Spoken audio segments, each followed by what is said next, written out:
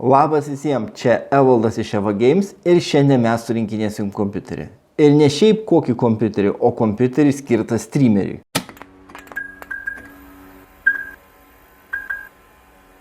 Kalbant apie streamerius, patys žinot, viskas priklauso nuo to, ką žaidžiat, ką streaminat, o gal jums aplamai kompiuteriui nereikia streaminti. Ir šiandien mes kalbėsime apie, manau, žymų League of Legends žaidėją, Twitch'o streamerį, Yashiro 1337 apatinis pabraukimas.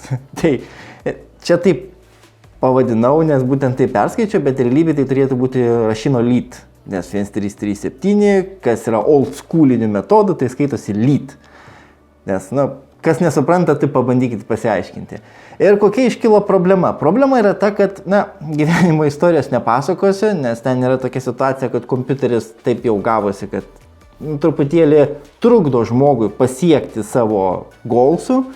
Ir šitoj situacijai pakalbėjom, sutarėm, kad reiktų šiokio tokio upgrade'o, nes jo esama sistema kaip ir turėtų veikti, bet, jis, manau, pats per savo streamus galėtų papasakoti, kas ten negerai ir kodėl tai negerai.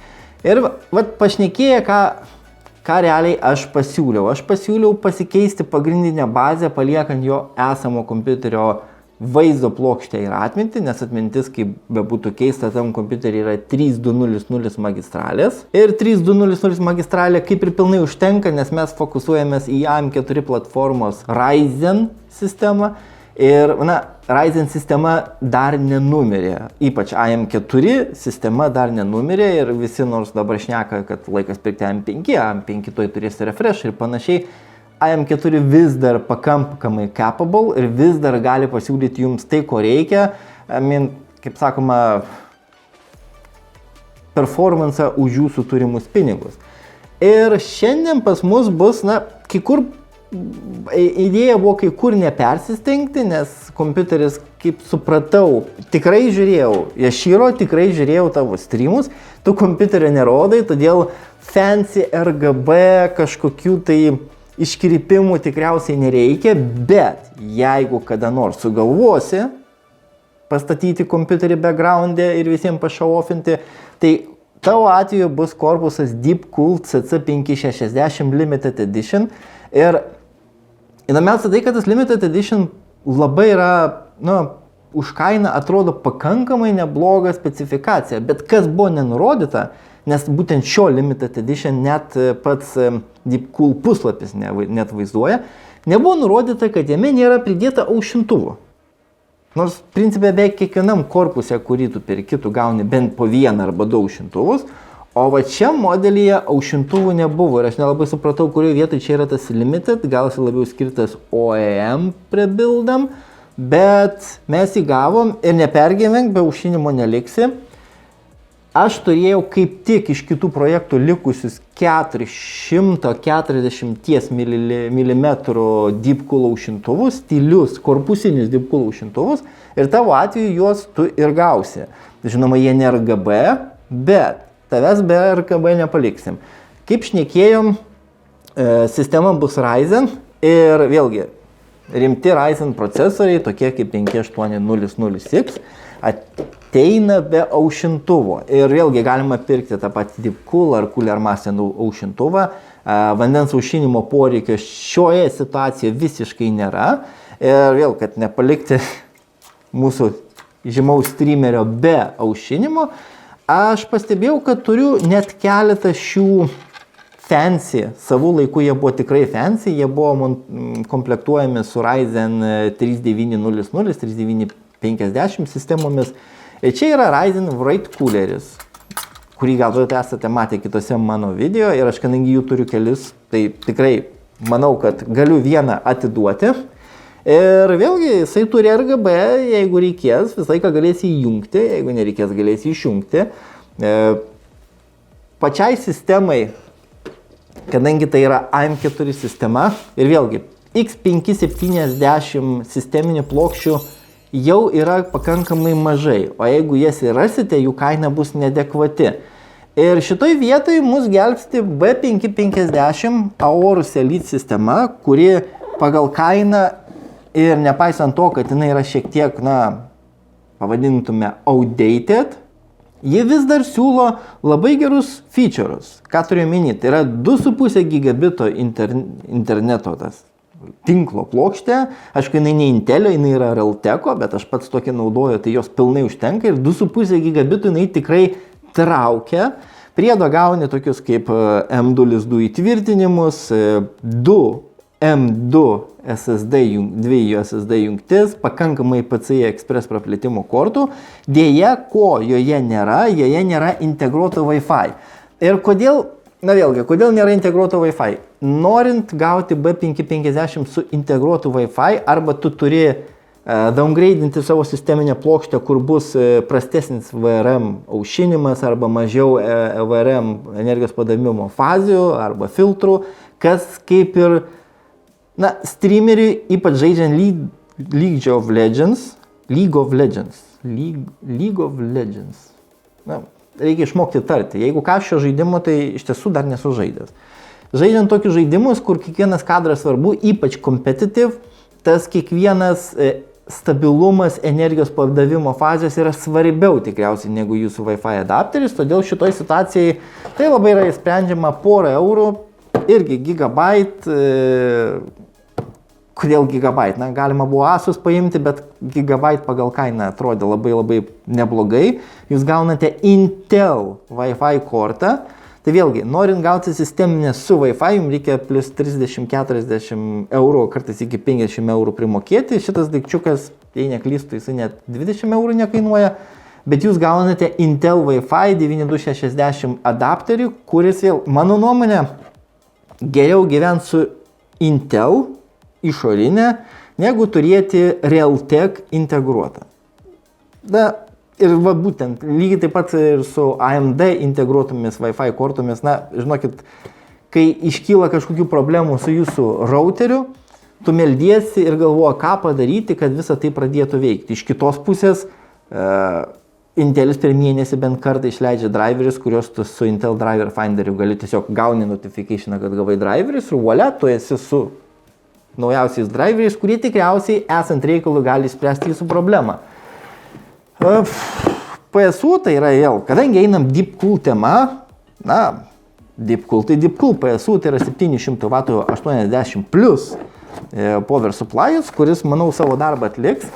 Ko nematote, tai nematote vaizdo plokštės, nes Yashiro turi savo 3060 Ti, kurio aš manau tam žaidimui pilnai užtenka, jau lab, kad pasiruošiant šiam buildui aš kokias 2-3 dienas ieškojau Reddituose, forumuose įvairios informacijos. Ir kai supratau, kad vienas iš efektyviausių ir geresnių scenarijų yra šiam žaidimui, tai turėti 5800 arba 580 X3D. Ir šitoje vietoje, kadangi 3D yra bent plus 100 eurų daugiau ir tas 3D suteikia šiek tiek daugiau performanso, bet nepakankamai, kad patvirtintų tą 3D pirkimą. Šitoje situacijoje 5800X atrodo labai patraukliai ir 3060 Ti taip pat pasižymė postuose žmonių rekomendacijose visai neblogai. Atminties, aš atmintį tiesiog išbandysiu, kadangi šį buildą man vis tiek reikės ištestuoti. Tai aš tiesiog įdėsiu Kingston Fury Beast. Matot, pas mane labai dažnai būna Beast Kingstono kaulus, tai yra 2 po 32 GB, 3200 magistralis, vien tam, kad ištestuoti, atnaujinti BIOSus, patikrinti ar temperatūros geros ir visa kita.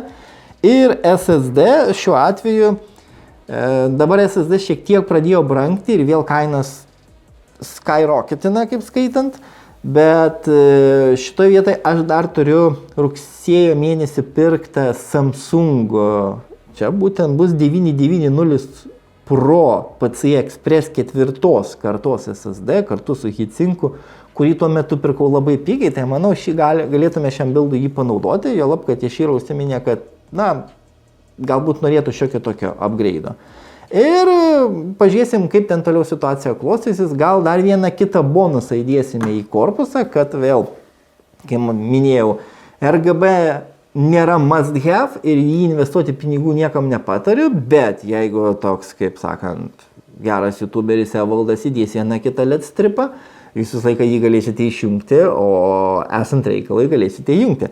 Tai vat kol kas tiek, dabar gal geriau judam prie buildo, nes nenoriu, kad video užsitęstų, o Yashiro, mačiau, turi šiokių tokių rimtesnių problemų su FPS dropais ir mes norėtume, kad jo matchmakingas būtų daug geresnis ir experience malonesnis. Taip, kad keliaujam į buildą.